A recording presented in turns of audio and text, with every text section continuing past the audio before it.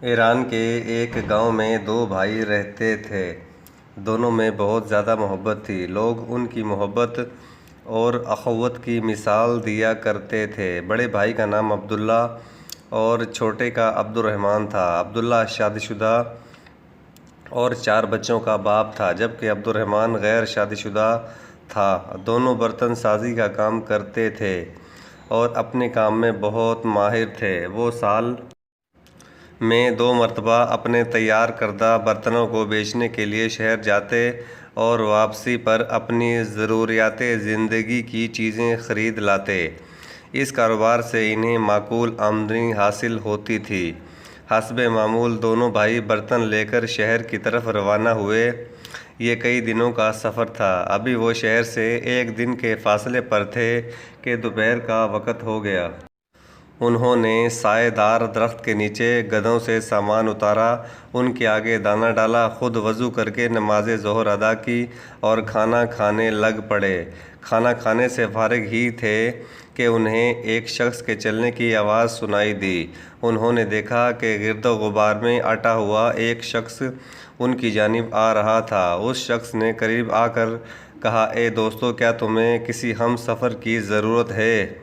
بھائی نے جواب دیا، کیوں نہیں، ہم سفر کی وجہ سے سفر آسان ہو جاتا ہے۔ اجنبی ان کے پاس بیٹھ گیا اور اپنے میٹھے لہجے سے دونوں کو اپنا گرویدہ بنا لیا۔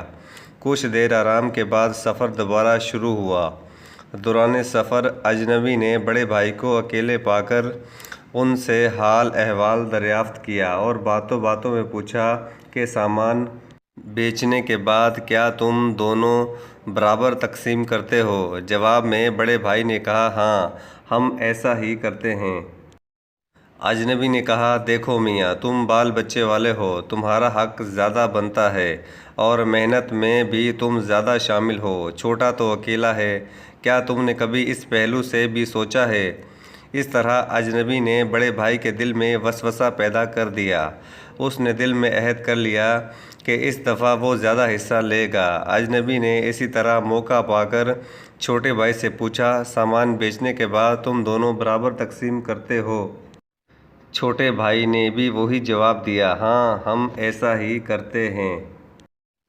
اجنبی نے کہا، میاں، تمہاری ابھی شادی ہونی ہے، گھر بننا ہے اور آمدنی کی تقسیم میں تم گھاٹے میں رہتے ہو، کام کاج بھی تم زیادہ کرتے ہو، بڑا بھائی تو اپنے بچوں میں مصروف رہتا ہے، اس طرح تمہارا گھر کیسے بنے گا؟ شادی کے اخراجات کہاں سے آئیں گے؟ چھوٹا بھائی بھی وسوسوں کا شکار ہو گیا اور کھچا کھچا رہنے لگا۔ اجنبی سائے کی طرح کبھی چھوٹے بھائی کے کان بھرتا تو کبھی بڑے بھائی کے کان بھرتا۔ شہر پہنچنے کے بعد سامان بہت اچھے داموں فروخت ہو گیا۔ ضروری خریداری کرنے کے بعد دونوں بھائی جامع مسجد میں جمعۃ المبارک کی نماز پڑھنے گئے۔